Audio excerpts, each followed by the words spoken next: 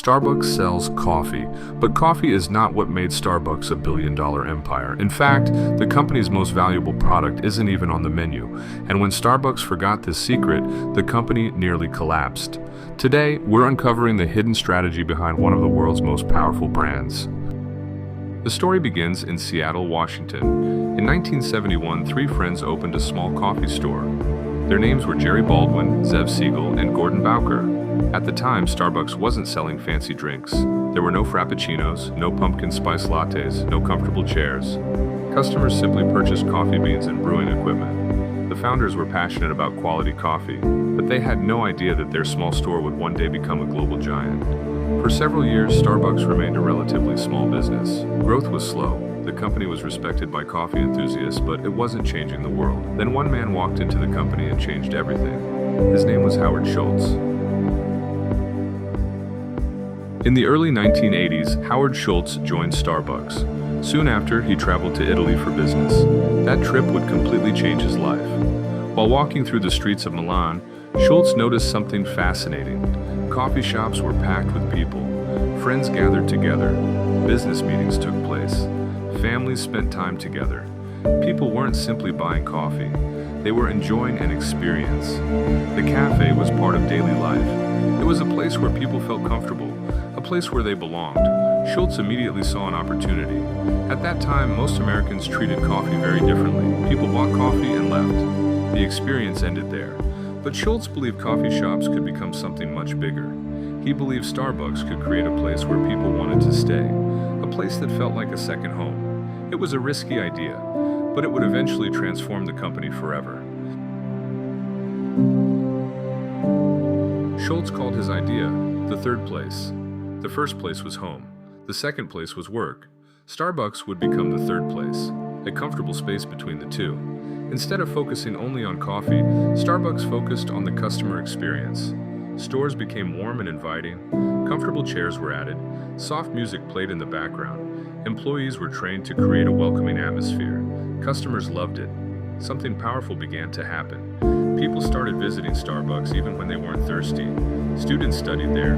Professionals worked there. Friends met there. Starbucks was no longer selling coffee. It was selling comfort. It was selling community. It was selling a feeling. And customers were willing to pay a premium price for that feeling. The strategy worked better than anyone expected. Sales began growing rapidly. New stores started opening across America. The empire was beginning to take shape. As demand increased, Starbucks expanded aggressively. New locations appeared in major cities across the United States. Then the company expanded internationally. Europe, Asia, Latin America, the Middle East. The Starbucks logo became recognizable almost everywhere. By the early 2000s, Starbucks had become a symbol of modern coffee culture. The company was opening stores at an incredible pace. Sometimes multiple stores appeared within a short distance of each other. Investors were thrilled. Revenue continued increasing. The stock market rewarded the company's growth. From the outside, Starbucks appeared unstoppable. But behind the scenes, a serious problem was developing, and it would soon threaten everything the company had built.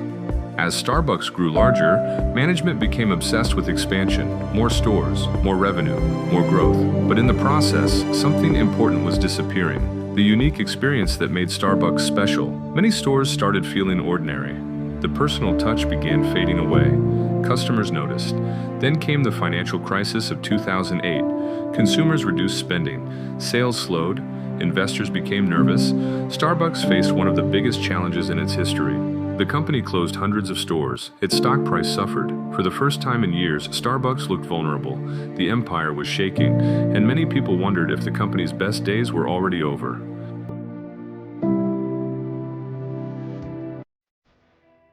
Howard Schultz returned to lead the company. He believed Starbucks had lost its focus. The business had become too concerned with growth. Not enough attention was being paid to customers. Schultz made a bold decision. Thousands of employees received additional training. The company invested heavily in improving service quality. Stores were redesigned. Customer experience became the priority once again. Many critics believed the changes were risky, but Schultz understood something others didn't. People weren't loyal to Starbucks because of coffee alone. They were loyal because of how Starbucks made them feel. Slowly, customers returned, sales improved, confidence came back, and Starbucks began growing once again. The company had survived its biggest test.